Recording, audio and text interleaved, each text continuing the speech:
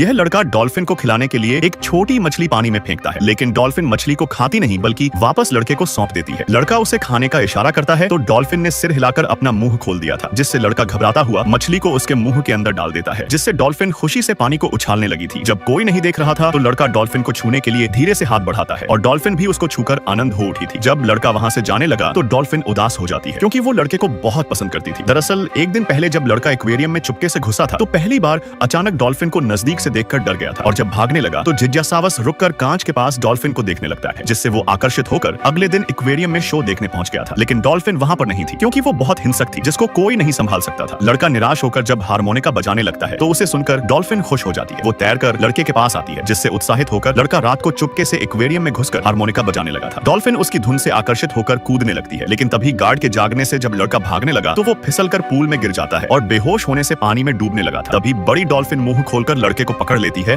और उसे लेकर किनारे पर आ गई थी। ठीक उसी समय लड़का होश में आ चुका था। उसने कभी नहीं सोचा था कि एक भयानक डॉल्फिन ने उसकी जान बचाई है, जिसका उपकार चुकाने के लिए लड़का कुछ नमकीन मछलियां खरीदता है ताकि वो डॉल्फिन को एक अच्छा खाना खिला सके। लेकिन डॉल्फिन उन्हें खाने के बजाय वापस लड़के के पास लेकर आ गई थी और एक्टिंग करके लड़के से उसे खिलाने को कह रही थी। लड़का डॉल्फिन की तरफ जब जीभ निकालता है तो डॉल्फिन भी उसकी नकल करने लग जाती है। यह देख बगल में खड़ी अटेंडेंट महिला भी उसे मछली खिलाने की कोशिश करना चाहती थी, लेकिन डॉल्फिन महिला को देखते ही उससे दूर भाग जाती है। डॉल्फिन केवल लड़के का ही कहना मानती थी। कुछ ही दिनों में दोनों में गहरी दोस्ती हो जाती है। यह देखकर लालची मालिक को बहुत खुशी होती है। उसने एक डॉल्फिन शो का आयोजन किया ताकि उसकी कमाई हो सके। डॉल्फिन शो को देखने के लिए कई सारे बच्चे कांच के पास आते हैं और लगातार कांच पर थपथपाने लगे थे, जिसकी आवाज से डॉल्फिन बहुत परेशान हो गई थी। लड़का उसे शो के लिए तैयार करता है, लेकिन डॉल्फिन ने सिर हिलाकर मना कर दिया था। बच्चों के कांच पर लगातार थपथपाने की आवाज से डॉल्फिन बेकाबू हो जाती है और तंग आकर जोर से कांच को तोड़ना शुरू कर देती है, जिससे सारे बच्चे चीख चाह कर वहां से भाग निकले थे। यहाँ तक कि दर्शक भी भाग गए थे और टिकट रिफंड कराने लगे थे, जिससे मालिक का बहुत बड़ा नुकसान हो जाता है और खुद ही डॉल्फिन को मारने का फैसला कर लेता है ताकि उसके मांस को बेचकर पैसे कमा सके। डॉल्फिन की जान खतरे में देख लड़का उसको बचाकर